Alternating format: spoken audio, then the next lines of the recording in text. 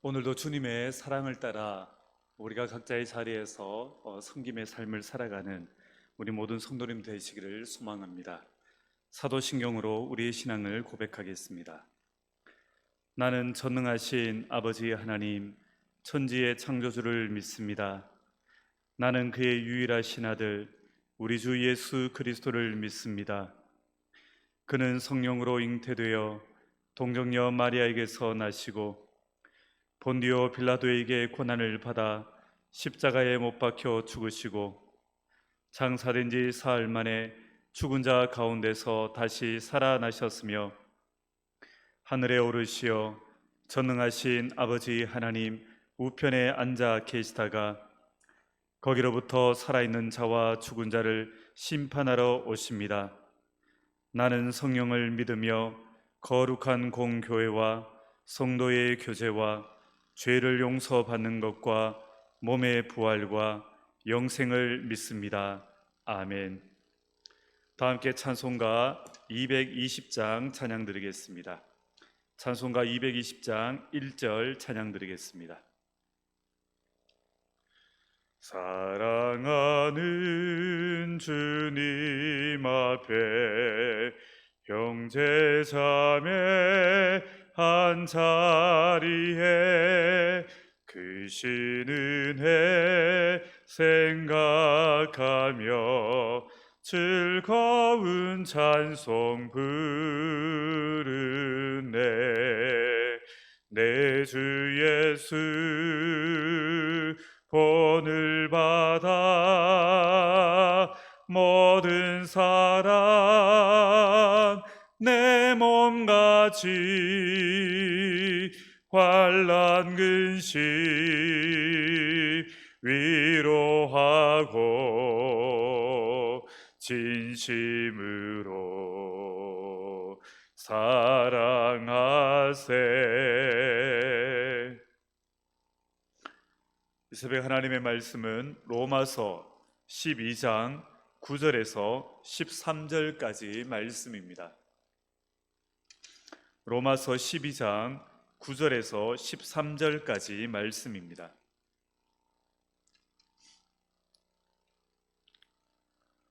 사랑에는 거짓이 없나니 악을 미워하고 선에 속하라. 형제를 사랑하여 서로 우애하고 존경하기를 서로 먼저 하며 부지런하여 게으르지 말고 열심을 품고 주를 섬기라. 소망 중에 즐거워하며 환난 중에 참으며 기도에 항상 힘쓰며 성도들의 쓸 것을 공급하며 손 대접하기를 힘쓰라. 아멘.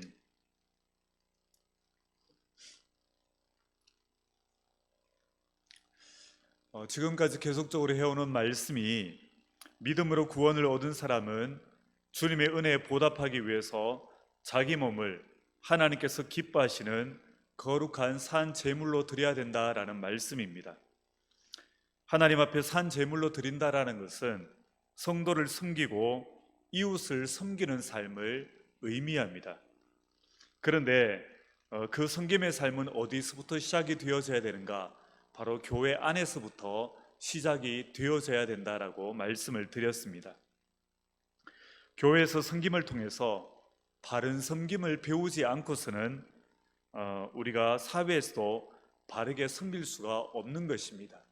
교회 안에서 섬김을 통해서 우리가 바르게 섬기는 것이 무엇인지 지혜를 배우게 되고, 그리고 참으로 겸손한 마음을 배우는 가운데 우리가 사회에서 바르게 섬길 수 있기 때문에 교회에서 먼저 우리가 진실로 섬김을 행해야 되고, 그 행함 속에 우리가 섬김을 배워야 하는 것입니다. 이것이 지난 시간까지의 내용이었다면 오늘은 우리가 교회 안에서 섬기는데, 이 교회 안에서 섬기는 사람이 반드시 알아야 할 4가지 원리를 우리에게 말씀하고 있습니다. 이 원리가 우리에게 체득이 되어져야만 우리는 사회에서도 바르게 섬길 수가 있는 것입니다. 섬김이라고 해서 다 좋은 섬김은 아닙니다. 공동체나 이웃에게 유익을 주지 못하는 섬김이 있을 수가 있습니다. 그래서 교회 안에서 섬길 때도 하나님의 법칙인 성경의 원리를 따라 섬겨야 비로소 올바른 섬김이 될 수가 있는 것입니다. 어느 교회라도 교회를 보면 교회 안에는 섬기는 사람이 참으로 많이 있습니다. 수가 많고 적음을 떠나서 교회마다 물질을 통해서거나 시간을 들여서 힘을 들여서 그렇게 섬기는 사람들이 많이 있습니다. 그런데 이런 섬김 때문에 어려움이 발생할 수가 있습니다. 섬김은 참으로 좋은 것인데도 불구하고 이 섬김 때문에 문제가 생길 때도 있는 것입니다. 그게 왜냐하면 하나님께서 가르쳐 주신 원리대로 행하지 않기 때문입니다. 그래서 문제가 일어나는 것입니다. 우리나라 지역에 보면요, 어느 지역이라고 제가 말씀을 드리지 못하지만 텃세가 아주 심한 곳이 있다고 합니다. 그래서 텃세가 얼마나 심한지 다른 지역에서 오는 성도들을 받아들이지 않는 곳이 있답니다. 그런데 성도가 견디지 못하고 떠나갈 정도로 그렇게 텃세도 심하지만 문제는 뭐냐면 성도도 떠나가는 것이 문제지만 작정하고 오는 교역자도 견디지 못하고 떠나는 곳이 있다라는 것입니다. 새 가족이 와도 자신의 마음에 들지 않으면 정착하지 못하도록 만들게 하고 떠나버리게 하는 것입니다. 그런데 이런 텃세를 부리는 지역에 그 텃세를 부리는 사람이 누구냐가 보면 교회에서 참으로 섬김의 일들을 많이 감당하는 사람이 도리어 텃세를 부려서 교역자이든 새가족이든 다른 지역에서 온 성도이든 견디지 못하고 나가게 만드는 그러한 모습일 때가 많다라는 것입니다. 이런 분들이 아무리 교회 일을 많이 하고 많이 섬긴다고 할지라도 그 섬김은 바른 섬김이라고 할 수가 없을 것입니다. 우리는 섬길 때도 성경의 원리를 따라서 섬겨야 합니다. 그렇게 해야만 하나님이 받으시는 제물이 되어지고 형제에게 유익을 주는 아름다운 섬김이 될 수가 있는 것입니다. 그래서 오늘 본문은요, 우리가 교회 안에서 섬기기 위해서 명심하고 지켜야 하는 원리에 대해서 말씀을 하고 있습니다. 그 원리의 첫 번째가 뭐냐면 바로 사랑으로 섬겨라 라는 것입니다. 오늘 9절 말씀에 보면 이렇게 말씀합니다. 사랑에는 거짓이 없나니 악을 미워하고 선에 속하라. 이 말씀은 우리가 섬길 때 사랑으로 섬겨야 된다라는 말씀입니다. 그런데 우리가 섬길 때 사랑으로 섬겨야 되는데, 그런데 이 가운데 중요한 요소를 오늘 본문에서 그렇게 언급을 하고 있습니다. 무엇이냐면 사랑에는 거짓이 없나니 라는 이 말씀처럼 바로 사랑은 진실해야 된다라는 것입니다. 사랑에 거짓이 숨어 있어서는 안 되는 것입니다. 어떤 다른 목적을 가지고 섬겨서는 안 된다라는 것을 말하는 것입니다. 예전에 그런 모습을 본 적이 있습니다. 어느 교회에서 새가족이 처음으로 교회에 오면 새가족들을 환영하고 그리고 주중에 연락하는 새가족 담당자가 계셨습니다. 이분이 새가족이 오면 얼마나 잘하시는지 웃는 얼굴로 환영하고 주중에도 전화하고 참으로 열심으로 사랑을 베풀면서 노력을 하였기 때문에 이 새가족과 정말 빠르게 친분을 쌓게 되고 친해졌습니다. 모든 사람들이 볼 때 이 새가족 담당자가 새가족을 참 사랑으로 잘 맞이한다라고 그렇게 누구나 여겼습니다. 그런데요, 나중에 알고 보니까 이 새가족 담당하시는 분이 자신의 생업이 뭐냐면 신용카드 가입을 모집하는 분이셨는데, 이 교회에서도 새가족과 빨리 친해진 후에 새가족에게 자신의 카드를 그렇게 가입하라라고 그렇게 가입을 유도했던 것을 교회에서 알게 되었습니다. 여러분, 새가족들이 자신들에게 베푼 이 사랑이 처음에는 참 사랑이다라고 여겼는데요, 나중에 알고 보니까 이 모든 잘하는 이 모든 선한 행동들이 자신에게 호의를 베풀어 주는 행동들이 새가족이어서 사랑을 베풀어 준 것이 아니라 신용카드 가입을 위해서 잘해줬다라고 이렇게 생각이 드니까 모두가 상처를 받고 교회를 떠났던 그러한 일들이 있었습니다. 여러분, 이것이 진실된 사랑일까요? 아닙니다. 거짓된 사랑입니다. 목적을 가지고 있는, 그 숨은 목적이 있는 사랑의 행위였던 것입니다. 그렇기 때문에 이 사랑의 행위는 사랑이 아닙니다. 이것은 악한 모습입니다. 그래서 오늘 성경에서 뭐라고 말하냐면 사랑은 악을 미워한다라고 말씀합니다. 왜 사랑이 악한 것을 미워하는가 하면 사랑에 악이 물들게 되어지면 그 사랑은 거짓된 사랑이 되어서 반드시 상대방에게 상처를 주게 때문입니다. 그래서 진정한 사랑은 마음에 악을 가지거나 어떤 다른 목적을 가지고 사랑을 하면 안 되는 것입니다. 오직 사랑은 진실하게 그 사랑으로만 사랑을 해야 하는 것입니다. 다른 목적을 가지고 사랑을 하면 안 되는 것입니다. 대신 선을 추구해야 됩니다. 나에게 유익이 아니라 어떻게 하면 그 사람에게 유익하게 할까를 생각하면서 선한 의도와 선한 감정과 선한 목적과 선한 동기를 추구하면서 사랑을 베풀어야 하는 것입니다. 바로 이것이 사랑에는 거짓이 없나니 악을 미워하고 선에 속하라라는 말씀의 의미인 것입니다. 그래서 오늘 10절을 보면요, 형제를 사랑하며 서로 우애하고 존경하기를 서로 먼저 하라라고 말씀하고 있는데, 교회 안에서 모든 사람들을 나의 이익을 위한 도구가 아니라 한 형제라고 보아야 하는 것입니다. 그런 의식을 가져야 되는 것입니다. 교회를 오래 다닌 사람이나 금방 들어온 새가족이나 일단 예수님을 믿는 사람으로 교회에 소속이 되어졌으면 믿음 안에서 한 형제라는 그러한 마음을 가져야 합니다. 그래야만 진실한 사랑을 할 수가 있는 것입니다. 그래야만 그 모든 사람들을, 새가족들을 인격적으로 대할 수 있는 것입니다. 우리가 이 마음을 가지지 못하기 때문에 교회에서 문제가 일어나는 것입니다.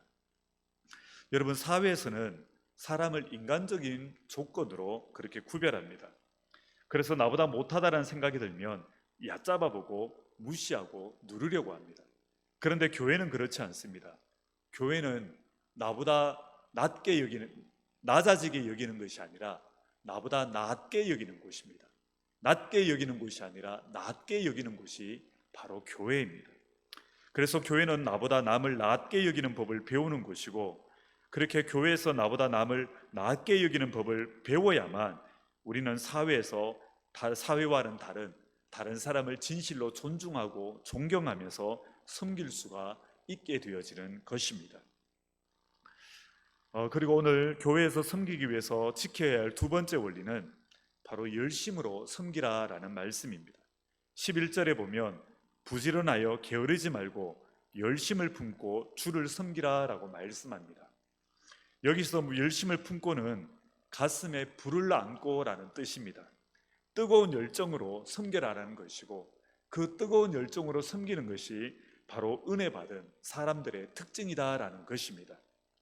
여러분, 요한계시록에 보면 예수님께서는 라오디게아 교회를 책망을 하십니다. 왜 책망을 하셨냐면 라오디게아의 교회의 믿음이 미지근했기 때문입니다. 우리 주님은 미지근한 것을 좋아하지 않으십니다. 뜨거운 것을 좋아하십니다. 그래서 뜨거운 믿음과 함께 사랑 역시도, 섬기는 모습 역시도 뜨겁게 사랑하고 섬기는 것을 우리 주님께서는 기뻐하시는 것입니다. 그래서 교회 안에서 형제를 섬기는 일에 열심을 내지 못하는 사람은 주님께서 기뻐하지 않으십니다. 그리고 교회 안에서 열심히 섬기는 사람이 사회에 나가서도 다른 사람을 열심히 섬길 수가 있는 것입니다. 그래서 주님은 우리에게 열심으로 다른 사람을 섬김으로 주를 섬기라라고 우리에게 말씀하고 계신 것입니다.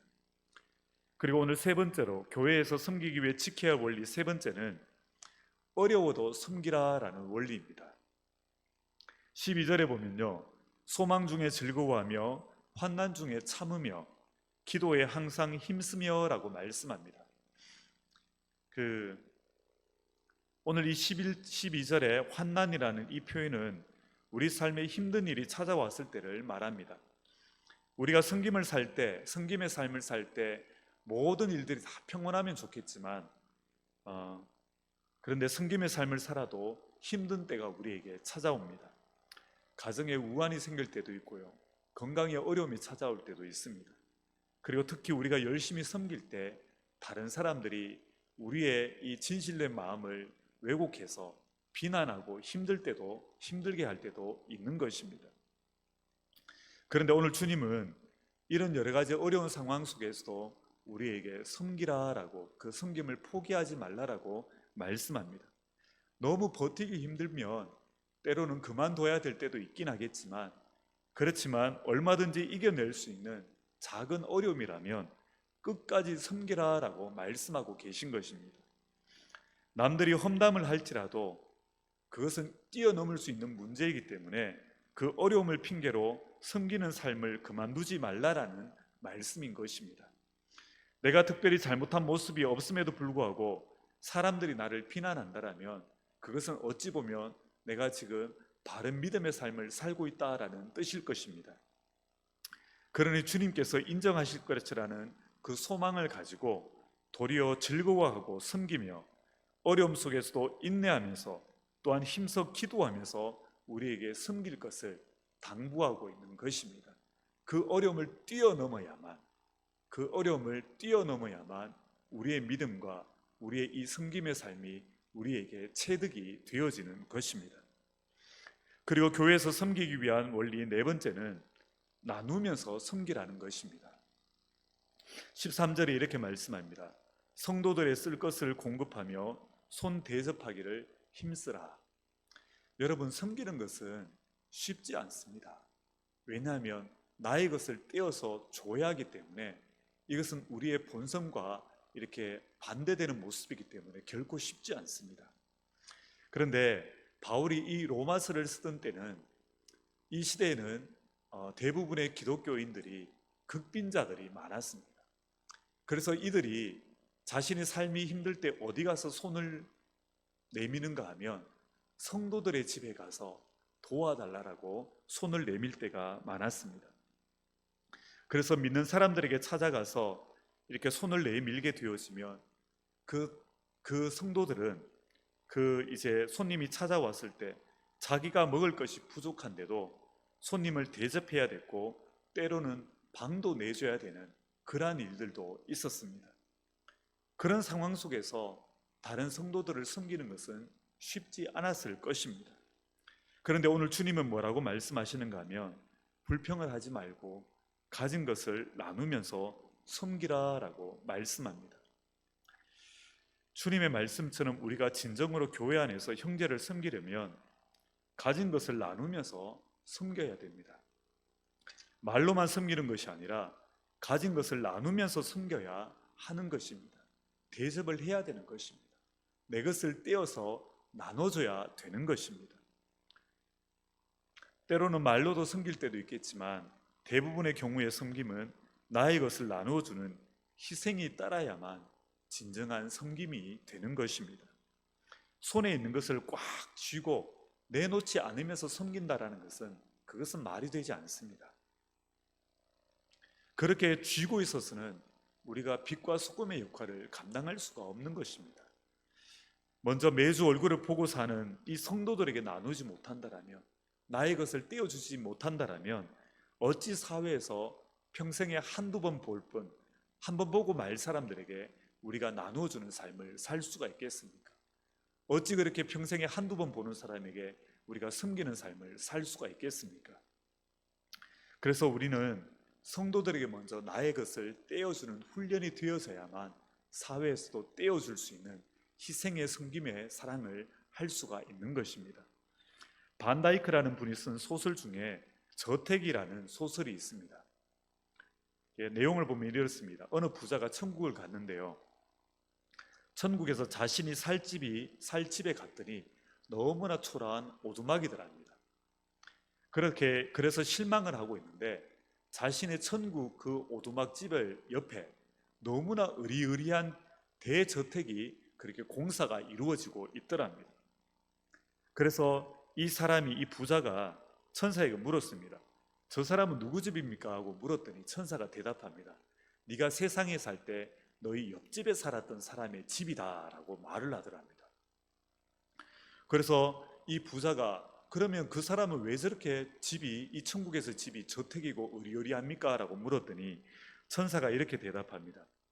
천국에 집을 지을 때 쓰는 모든 건축 재료는 세상에서 우리가 나누었던 것을, 우리가 베풀었던 그것이 건축 자재가 되어서 천국에 오게 된다라고 말을 하더랍니다. 그래서 이 부자는 세상에서 너무나 인색하게 살았기에 오두막집도 겨우 지을 만큼 그 건축 자재만 천국으로 보내졌는데, 세상에서 이 부자의 옆집에 살았던 사람은 평생을 베풀면서 살았기 때문에 지금 이 천국에 보내진 이 건축 자재가 대저택을 짓고도 남을 정도로 그렇게 자재가 보내졌다라고 말을 하더랍니다. 이게 이 소설의 내용인데요, 실제로 있었던 일은 아니지만, 그리고 천국에서 정말 그렇게 이루어지는 것은 아니겠지만, 그럼에도 우리에게 시사하는 바가 있는 그러한 이야기입니다. 우리는 진실된 마음으로 열심히, 그리고 어려운 상황에서도 나누면서 우리는 섬겨야 합니다. 그것이 사랑입니다.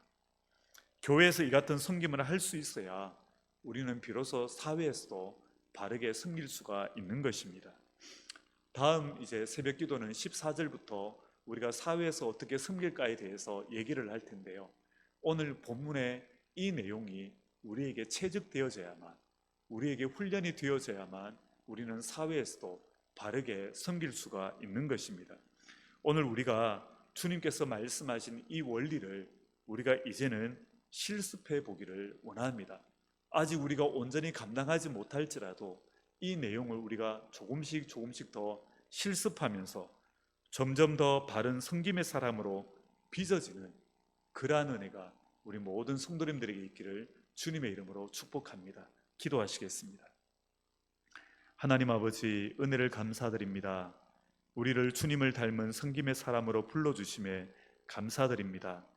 우리를 위해 십자가에서 생명을 내어주시기까지 전부를 내어주시며 섬기신 주님을 우리가 조금이라도 닮아가기를 원하오니, 오늘 우리에게 사랑의 마음을 다하여 주셔서 우리가 주님처럼 진실된 마음으로 섬기고, 또한 열심히 섬기고, 어려워도 섬기고, 내 것이 아닌 주님의 것을 나누면서 섬길 수 있는 넉넉한 사랑의 사람이 되도록 인도하시고 빚어주시옵소서.